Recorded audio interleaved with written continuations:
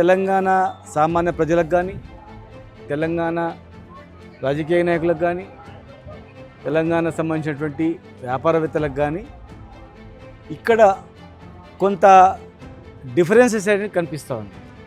ఇది మంచి పరిణామం కాదు. TDH రిషిక మినప సున్నుండలంటే స్వచ్ఛమైన నెయ్యి బెల్లంతో తయారు చేసింది. ప్రోటీన్, మినరల్స్ అండ్ ఫైబర్ ఉంటుంది. శక్తికి తేజస్సుకి DDH వారి రిషిక సున్నుండలు. రుచి అమోఘం, శక్తి అపారం.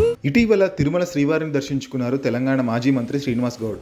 అయితే ఈ సందర్భంగా ఆయన మీడియాతో మాట్లాడుతూ చేసిన వ్యాఖ్యలు వివాదాస్పదమయ్యాయి.